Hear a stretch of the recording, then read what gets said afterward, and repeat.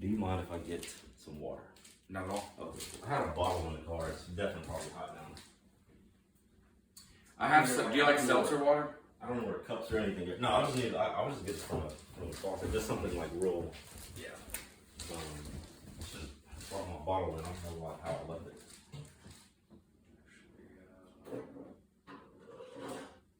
Oh, perfect.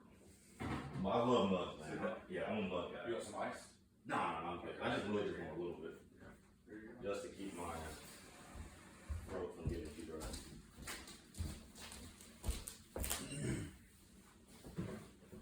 Spit my gum out. I'll edit like this beginning part of this recording right now. Yeah.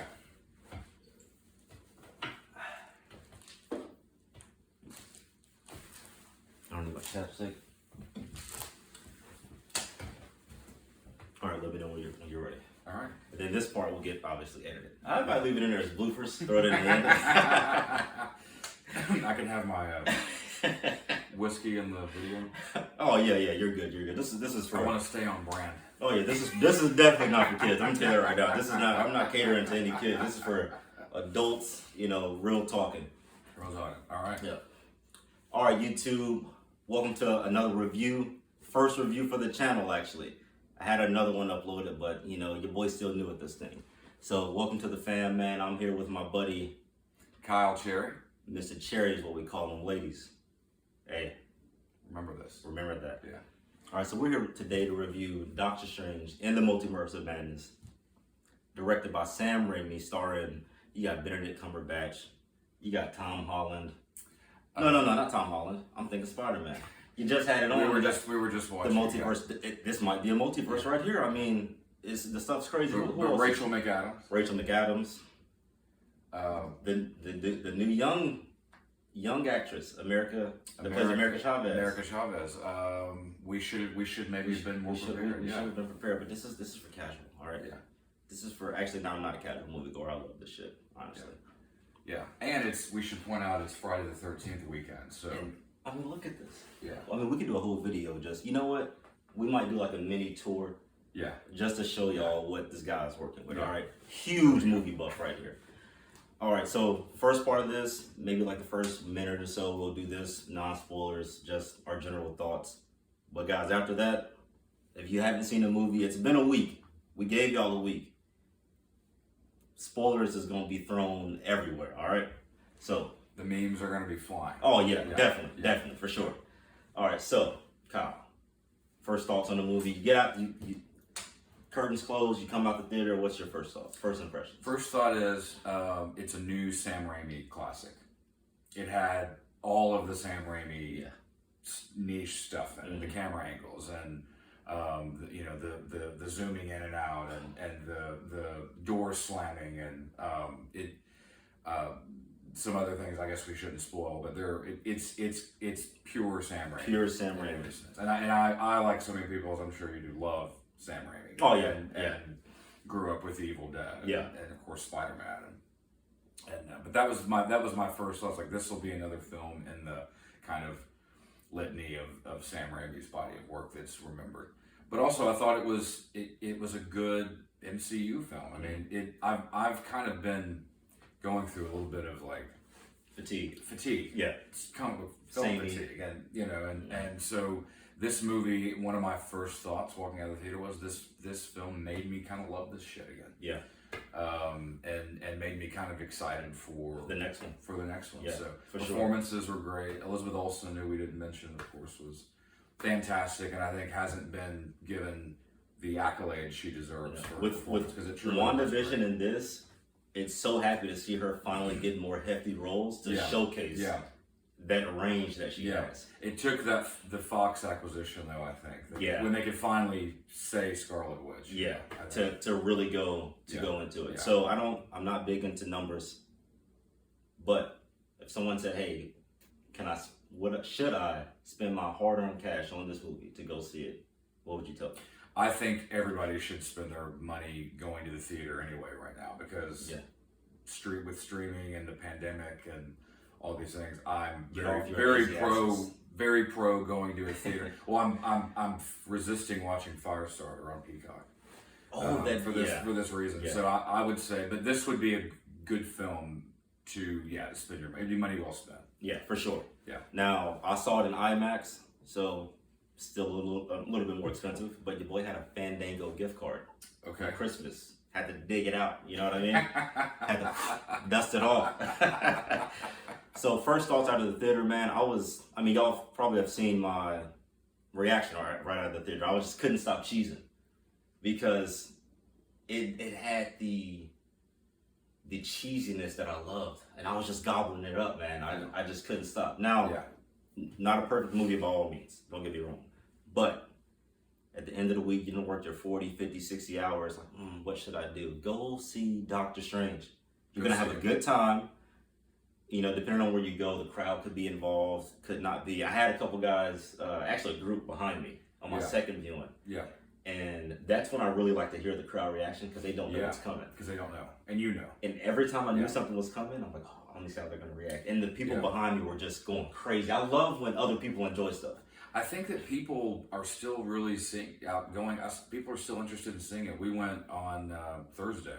Oh, really? And wasn't a full crowd, but it was a decent sized crowd. Oh, wow. I mean, and that's saying something. So that's saying something about the film, I think. Especially on a Thursday. Like on the weekend, you know.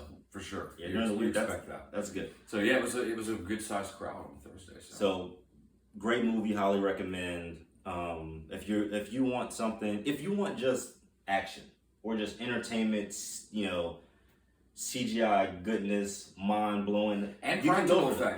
There are some practical effects too. Yeah. If you want to go for, like he said, different camera angles, that Sam Raimi style, there's something for you. Now, if you haven't been following the MCU up to this point, it could be a little jarring. Yeah. But I still think it's fairly enjoyable on its own. That was what I was going to point out. That was probably its biggest flaw.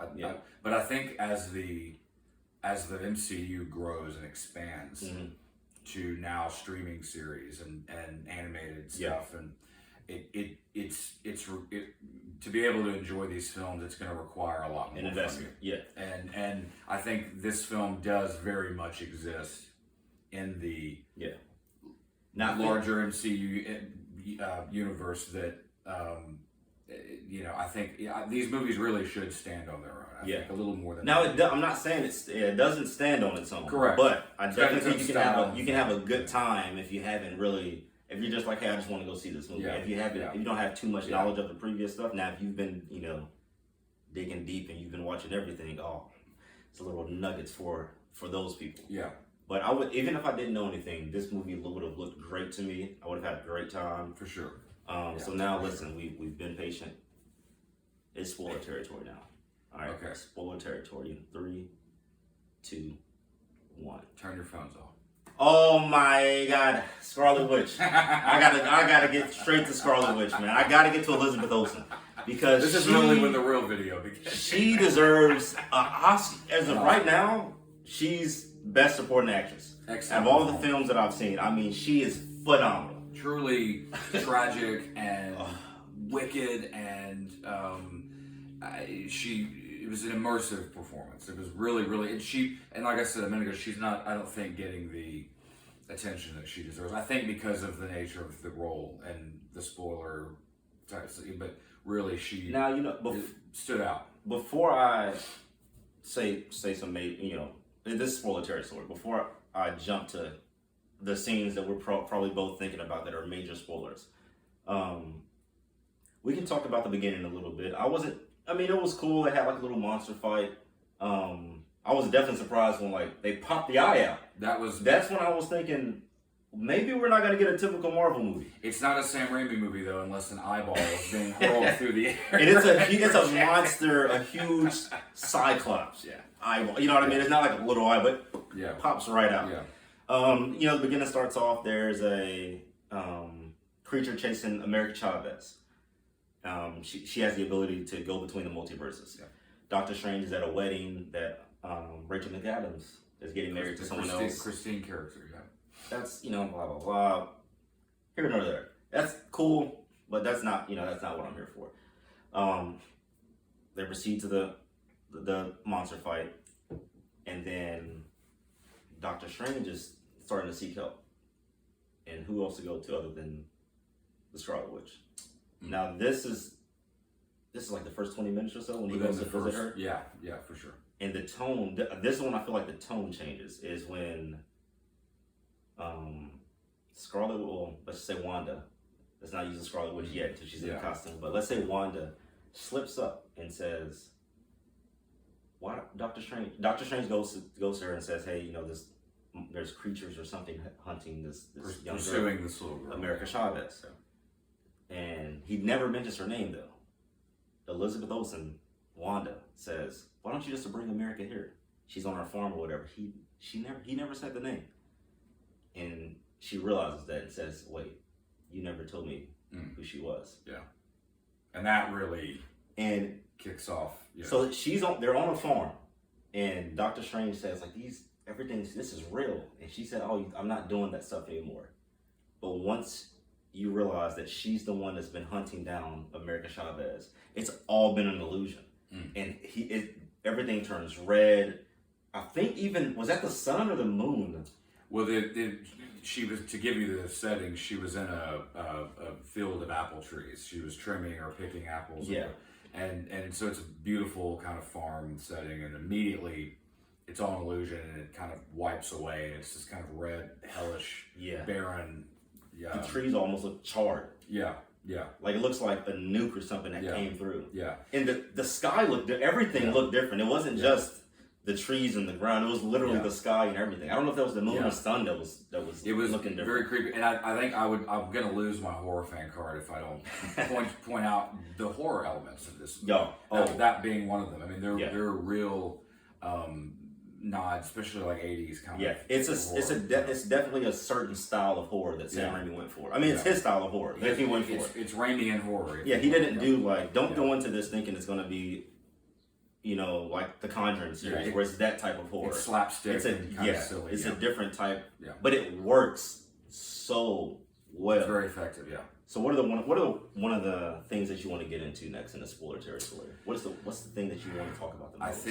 I think you know the Illuminati. The Illuminati. Can we get into it? Well, let's get into the Illuminati. Is the internet are we gonna get kicked out of the internet? Are we going to? I mean, because one of them wasn't so much a spoiler. He's in the trailer. He's in the trailer. Professor X. Professor X in the yellow hover. He has the yellow now. Yeah. I'd never noticed it I don't recall seeing even a glimpse of the yellow in the trailer, or maybe I was just there was a scene too focused on the voice. It didn't show there was at least I think it might have been one of the TV spots. Like he kind of went past. They did show it. He has the classic, yellow wheelchair. Hover chair. It's pretty sick. It's so sick. And then, but the one that I think they were playing the theme song. They played a little bit. I may be wrong. Was it the animated series? I think it was. I think they played a little bit of it. That was great. I mean, I could watch a movie of Patrick Stewart doing his taxes. I mean, I could watch him. So I mean, just seeing him on the big screen, that we still have him around making movies, I think is. I mean, I'm a younger guy. I mean, we're both pretty young. We didn't grow up in the. I'm sure you're Star Trek. You enjoy, Star Trek very much. That was before our time. Yeah. But we still enjoy it, so that's why Patrick Stewart kind of holds a certain type of place. My dad is like the biggest Next Gen fan. Oh, really? Yeah. So it was always like in my periphery growing up, but I never really revisited it. I mean, Patrick Stewart has been in a lot of pop culture stuff. Like, I mean, he went from Star Trek to X-Men. Like, I mean, he's been a part of our lives for such a long time. He should have. I always said he should have been given. Like Peter Jackson should have given him something to do in Lord of the Rings. With his friend Ian McKellen. Yeah, that would have been sick. But so let's talk about the rest of the Illuminati. Okay. So I think Captain what is her name? Agent Carter. Captain Carter. Yeah. I think Captain Carter might have been spoiled in one of the TV spots or trailers or something. Yeah. I thought it was. I never really watched an official one, so I thought the screenshot might have been fake. Yeah. So she surprised me. Captain Marvel, played by not Monica Rambeau, but I think it's her mom. Yeah, is Captain Marvel. Black Bolt came back. Black Bolt he was in the Inhumans, that same actor, and then the showstopper, the one that just I mean your heart melts. Like this beautiful man. I think I actually started tearing up a little bit. Like I think I started tearing up. John Krasinski shows up as Reed Richards with the 4 on the shirt with his outfit. Oh my god, he like teleports in somehow or something.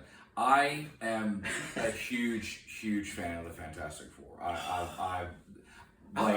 not gonna lie. I like the first one. Rise of the Silver Surfer is a great movie. I mean, they should get that. I forget the actor's name, but if they brought him back for Silver Surfer, because I love the Silver Surfer. Doug Jones. Yeah, he played Abe Sapien in the Hellboy films and stuff. No, he does a lot of stuff with Guillermo del Toro. No, I love the Fantastic Four. John Krasinski obviously was the fans' choice. Yes, has been the fans' choice online, but it makes me wonder if they're going to retain him for the Fantastic Four movie, or if he's just going to be another Reed Richards. Some people, saying that are kind of in disagreement because it's it's a fan thing, it's a fan casting. Yeah. But I mean, sometimes it fits perfect. Sometimes it just works. I mean, look at Patrick Stewart in Professor X. He was a fan casting. Born to play. He was literally a fan casting, and then it happened. So I mean, some of these things, man, they just work. And so before we get to we just listed off the members of the Illuminati. So what happened is Doctor Strange and America Chavez were teleported through the multiverse to get to the Illuminati. And in this, well, let's kind of back up a little bit. I mean, we could go all over the place. I could care less. I love it. Wanda tells Doctor Strange essentially, just give me America Chavez so I can I want to steal her powers. It would kill her, but I want to steal her powers so I can go to a universe where my boys are alive and I can protect them.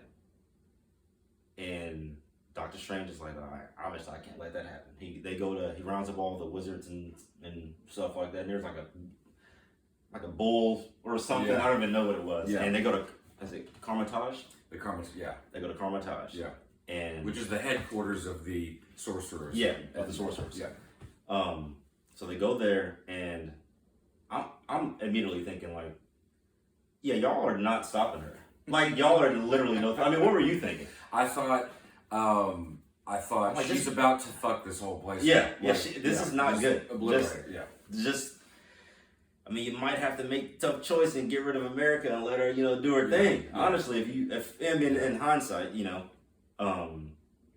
but even still, Wanda shows up.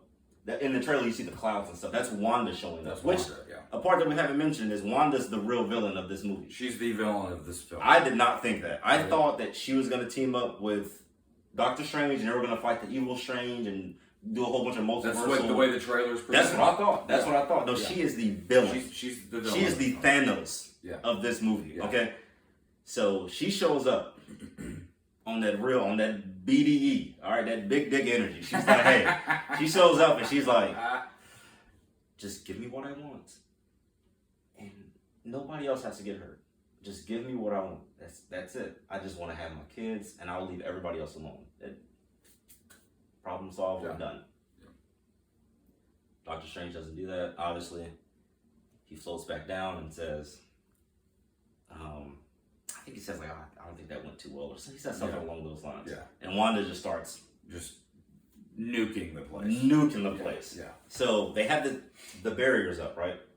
And now is when this is the first glimpse of horror that I think I saw, is when she's floating around trying to open up the shield. She can't get in through just sheer force alone.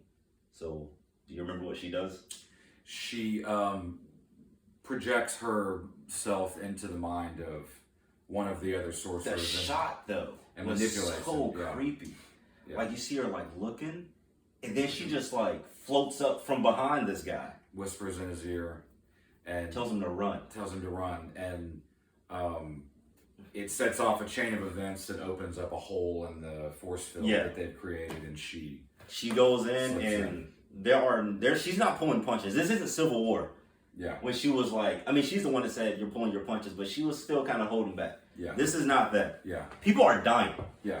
Death. She's now a murderer. Yeah, she is a mass murderer. This is not a regular Marvel movie where people just get knocked out. No, she's killing people. Yeah. She's over the cliff a villain now. Yeah, for sure a villain. But that was my first inclination of like the horror vibes, because it got real quiet, and you just hear her run, Like I love that. Yeah, love that. And Raimi's he's a master of that. Oh yeah. Yeah. So I mean, she is throwing like I saw her throw they shot arrows at her and she like used her magic on them and threw them back and they stayed red. She's blowing buildings off. She's like actually using some form of like telekinesis to like actually shove stuff. Yeah. Because you can still see it if you pay attention on your second watch when she's knocking people away. It's still floating and then it just kind of goes. It's really and meanwhile, Doctor Strange is sort of powerless to affect change on like to fight back in so many ways and they fall back and then one of the coolest. I love when they go into different dimensions in the Doctor Strange movies, and there's a shot where she's walking in and then Strange pops up, but it's not him. She steps on the ground and it's like almost like that Inception first original Doctor Strange vibe, where stuff's folding in and opening up. And was she in the mirror dimension? I wasn't.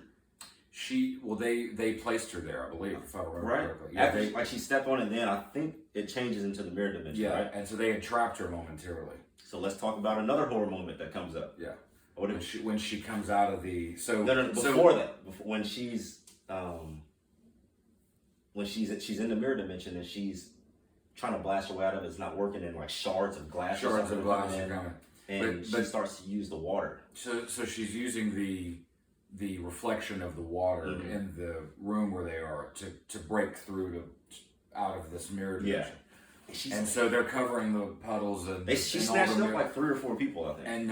And somehow I don't remember how it happened, but she ends up coming out of a bell, like a bell or something, gong or something, and she crawls out Linda Blair Exorcist. Yes. Style, oh my God! Contorted out of the when that scene happened, I felt my cheeks like getting sore because I just couldn't stop grinning. It was scary. I mean, it was definitely yeah.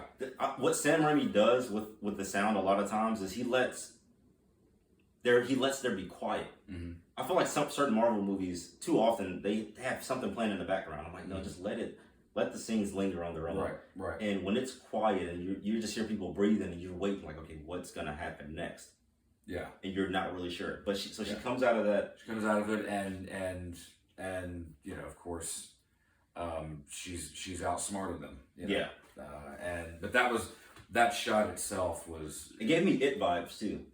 Yeah. When he got out of when he was in the fridge. Yeah. And he kind of unwound. Yeah. Gave me It vibes. And he does the little dance. Yeah. Loved it. Yeah. So now she's out, and Doctor Strange throws. I forget what power. It was like snakes almost, and she's like kind of fighting snakes. These monster sort of snakes. Yeah. And I'm sitting here thinking, I'm like, okay, she's still holding back. She's been murdering people, but she's still like, she doesn't want to kill Doctor Strange right now. The other people, that's her friend. This is this is her friend. She's still trying to just say, give me the child. Just give me the child. And if I'm not mistaken, after that is when America Chavez got scared. And I think that's when she used her power, and I think her and Doctor Strange, that's when they got teleported, correct? I believe so, yeah. And this is when, I think they took the dimensional stuff from the first Doctor Strange and definitely amped this one up. Because they went through maybe 20 different dimensions, it felt like. Yeah. And they're just floating through. It's kind of, that shot in the trailer when you see him his face is blocking. Yeah. And he's stretching out. That's actually the most conservative version. They turned it into paint or something at one point. It's very cartoon. I loved that. Yeah. But paint blobs and they go through all these dimensions and take on different forms. And that's when we get to it's essentially the New York, but it's flowers everywhere. Everybody's wearing black and gray. It's a different New York. Yeah, different New York. But there's a lot of floral and greenery growing on buildings and in weird spots. And America suggests that we go. I think Doctor Strange maybe suggested let's go find yourself to help us get back. Yeah. And they're walking through the city. They meet a guy that I guess she stole some food, and he was like, you didn't pay for that. And he casts a spell on him. And he starts punching himself for That's Bruce Campbell, by the way. Yeah. We should point out. Yeah. That's Bruce Campbell's cameo. Yeah. He's the Pizza Papa. Yeah. Pizza Papa gets Which his. was really just an excuse for Sam Raimi to torture Bruce Campbell. Yeah, Which is what he always does. Punch yourself, throw yourself onto the mustard in his face, and real slapstick comedy. I like it. I like it. Yeah, which is what Sam Raimi loves. Yeah. Three Stooges and things like that. I love that. Yeah. So they're on the hunt for.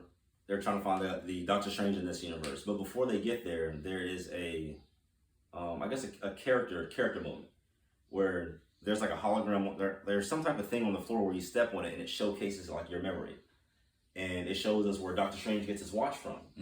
And I forget her name, but Rachel McAdams' character, Christine. They're having dinner. Obviously, it's a flashback, and she gives him this watch, and it's the watch that you see that's broken, the one you always see in the Doctor Strange movies. And that scene was good. I like that scene, but I like the America scene better because to that point we didn't really know much or know like why was she alone, like what happened. Yeah.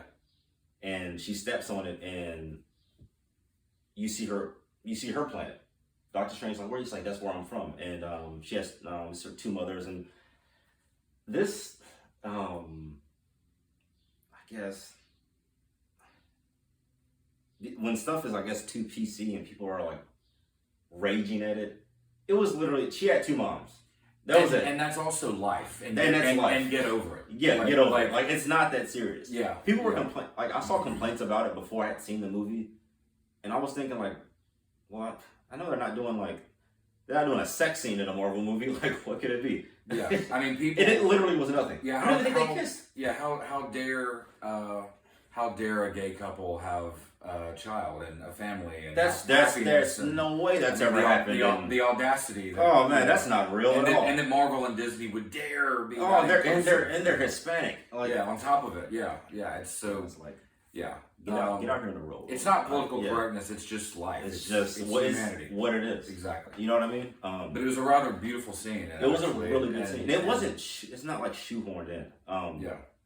Shoehorned in political correctness. Actually, and the funny thing is, it didn't even really occur to me when I was watching it that that's what I was seeing. I had to think about it after because I just sort of because she said I was so wrapped up in what the scene was, and when she I think she said Madres. I think she's called her mother, but I didn't catch it until it was like a 10-second delay in my head. Yeah, I was like, oh wait. Your parents. Yeah, I was just that. Oh, this is her family, and they're about to meet a tragic demise, and this is her story, and then it was afterwards. I'm like, oh, that was kind of cool. So, and this is when you see this is the first time that her powers were used. You see a bee comes over and it's about to sting her. Yeah, and she just gets frightened, and this portal opened up, and the portal is actually sick. It's like star shaped, like give me like real Mario, Super Mario vibes. Yeah, I love it. And it sucks in her mothers. They're gone.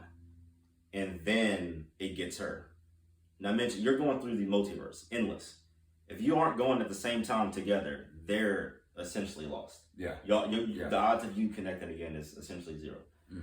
And that's one of my favorite character moments in the movie, actually. It's very simple, but we finally see, like, damn, like she's been alone since she was a kid, trying to find him. Yeah. And if I'm not mistaken, she mentions that she's been to over 70 something, universes. Yeah, like think about that. It's she's a really great, and I'm going to expose my lack of knowledge. I do read comics, but is she a character from the comic books, or is she a creation? I'm not. Film? I might be a little bit ahead of you, but I'm not that into it. But I'm 99% sure she was not created for this film. She was in the comics. She was in the comics. Yeah, I should fairly certain. I don't think they create new. They do sometimes, but they don't create. Usually not like heroes. Side characters and stuff. They do. But she's a great new interesting new character for the film. She wasn't in it as much as I thought she was gonna be. Cause I actually liked her. Usually like younger actors and actresses are like, I'm like, ugh. Like you gotta be good. That's one of the reasons I really like the kid actors are hit or miss. That's one of the reasons I like the Homecoming trilogy because they felt like kids and they weren't overly annoying at all times. Like she felt a kid, like a normal kid, and a fully fleshed out character, and not a kid character. Yeah, she just was another character. Now there are moments where she feels like, you know, the MacGuffin, where we just have to. This an object that we're trying to get, but that's what I like about it. It's like, all right, you gotta. It's playing keep away. Don't let Wanda get the prize. Get the prize, right? So after that, they go to. They see the statue of Doctor Strange outside the Sanctum Sanctorum, excuse me, and he's dead. And then out comes Mordo. And what did you think? Have you seen the first Doctor Strange? I've seen it multiple times. Okay. And own it and saw it multiple times in theater, and I love it. Now, what was how did you enjoy that scene of like Doctor Strange is like, okay, that's Mordo. My Mordo is trying to kill me. Baron Mordo, yeah. My initial thought was, oh, well, he's about to fuck him up. Yeah. You know, and he, of course, embraced him. And by the way, he was also part of the Illuminati. Yeah. Too. We left that out earlier. Mordo was. But it was... Yeah, it's outside of the sanctum, and he comes around from the statue, and was like, "I've been waiting on you." And Doctor Strange he's so skeptical. Even when he hugs him, when he embraces him, he's still skeptical. He's like, "Really?" Right. They go inside, they chat for a little bit, and then Mordo, you know, puts something in their drink, and they pass out. And I think this is from the trailer too, where he says, "You're." Wanda's not the threat. You're the threat to the multiverse. Yeah. And that's when they get to the Illuminati. Now, meanwhile, Wanda at this time is in the process of dream walking, which is where you use the book. I cannot remember the name of the book to save my life. The evil book. It's the Ashanti is a good one. It's the good one. I cannot remember the Darkhold. That's the Darkhold. Yeah. And she's dreamwalking, which is where you essentially relay yourself to an alternate version of yourself. You project yourself, and you control that one into your person of another dimension, and you control them. Yeah. And another good scene with Wanda is when the first time she does it, and Billy and Tommy, I think is her kids' names. She's headed to walk out of the back door, and she's like, I'm just here to take out the trash. Yeah. And you can feel her like, oh my God, she's like, those are my kids, and like they're right there. But I have to.